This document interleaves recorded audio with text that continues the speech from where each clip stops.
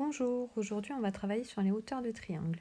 Donc tout d'abord il faut rappeler la définition. La hauteur d'un triangle, c'est la droite qui passe par un sommet qui est perpendiculaire au côté opposé. Le côté opposé, c'est le côté qui est en face. Donc si on veut tracer tout d'abord la hauteur issue de A, elle va donc passer par A et elle va être perpendiculaire au côté opposé, c'est-à-dire ici le côté BC. Donc il faudra tracer la perpendiculaire A au côté BC. Si on aurait voulu tracer la hauteur issue de B, elle va donc passer par B et elle va être perpendiculaire au côté opposé, c'est-à-dire AC. Et enfin, si on voulait tracer la hauteur issue de C, elle va donc passer par C et être perpendiculaire au côté AB. Donc maintenant, on va passer à la construction. Donc si on veut construire la hauteur issue de A, donc on va placer l'équerre sur le côté BC, puisqu'elle est perpendiculaire à BC. Et on va faire glisser l'équerre sur BC jusqu'à passer par A.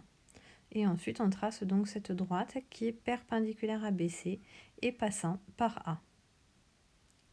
On n'oublie pas bien sûr à la fin de coder l'angle droit sur la droite BC.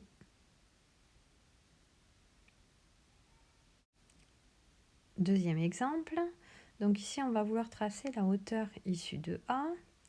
Donc cette hauteur issue de A, elle va donc passer par A, elle va être perpendiculaire au côté opposé, ça sera donc le côté BC. Si on voulait tracer la hauteur issue de B, elle serait donc perpendiculaire au côté opposé, c'est-à-dire AC. Et si on voulait tracer la hauteur issue de C, elle serait perpendiculaire au côté opposé, c'est-à-dire AB. Donc passons maintenant à la construction. Donc pour tracer la hauteur issue de A, je mets mon équerre donc sur BC puisque on trace la perpendiculaire à BC. On fait glisser sur BC, sauf que on ne passe pas par A. Il faut donc prolonger le côté BC. Ensuite, on repositionne notre équerre sur BC et cette fois-ci, on peut passer par A. On voit ici que la hauteur est en dehors du triangle. C'est toujours comme ça, il y en a toujours deux comme ça quand il y a un angle obtus dans le triangle. Si les trois angles sont aigus, les hauteurs sont à l'intérieur. Et on n'oublie pas évidemment de coder à la fin. Il ne vous reste plus qu'à vous entraîner.